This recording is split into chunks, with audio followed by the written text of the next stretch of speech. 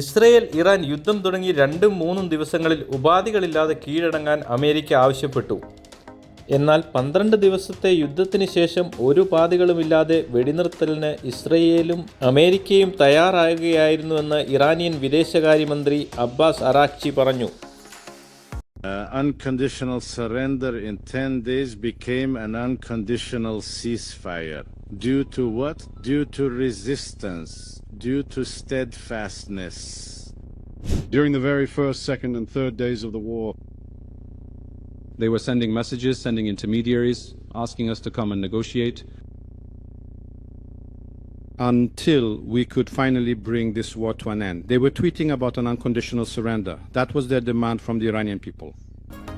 US president Donald Trump tweet ചെയ്തത് എത്രയും വേഗം ഉപാധികളില്ലാതെ സറണ്ടർ ചെയ്യുക, എങ്കിൽ മാത്രമേ യുദ്ധം അവസാനിക്കുകയുള്ളൂ എന്നാണ്.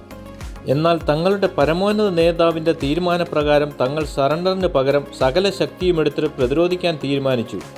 12-ാം തീയതി വെളുപ്പിന് അമേരിക്കൻ പ്രസിഡന്റിൻ്റെ ഓഫീസിൽ നിന്ന് തനിക്ക് ഒരു മെസ്സേജ് വന്നുവെന്ന് അബ്ബാസ് അറാഖ്ചി പറഞ്ഞു.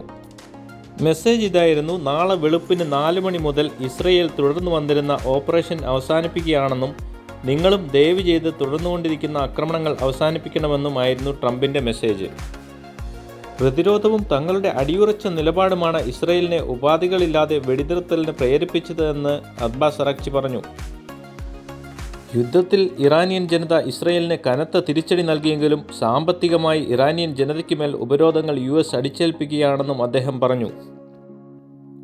ശത്രുക്കൾ അഴിച്ചുവിട്ടിരിക്കുന്ന സാമ്പത്തിക യുദ്ധത്തെയും തങ്ങൾ പരാജയപ്പെടുത്തുമെന്ന് അബ്ബാസ് അറാഖ്ചി പറഞ്ഞു. ഇറാനിയൻ ജനത ഒരു അതിക്രമത്തെയും ഭീഷണിപ്പെടുത്തലുകളെയും അംഗീകരിച്ചു കൊടുക്കുവാൻ പോകുന്നില്ലെന്നും അദ്ദേഹം ഓർമ്മപ്പെടുത്തി. യുദ്ധത്തിൻ്റെ ആദ്യ ദിവസങ്ങളിൽ മുൻതൂക്കമുണ്ടായിരുന്ന ഇസ്രയേൽ പിന്നെ പതറിപ്പോകുന്നതാണ് ലോകം കണ്ടത്. ഇറാന്റെ മിലിറ്ററി ലീഡർഷിപ്പിനെ മുഴുവൻ നശിപ്പിക്കാൻ സാധിച്ചു എങ്കിലും തിരിച്ചടി ബാലിസ്റ്റിക് മിസൈലിൻ്റെ രൂപത്തിൽ തെൽ അവീവിലും ഹൈഫയിലും അടക്കം എല്ലാ ഇസ്രയേലി നഗരങ്ങളിലും പതിച്ചു.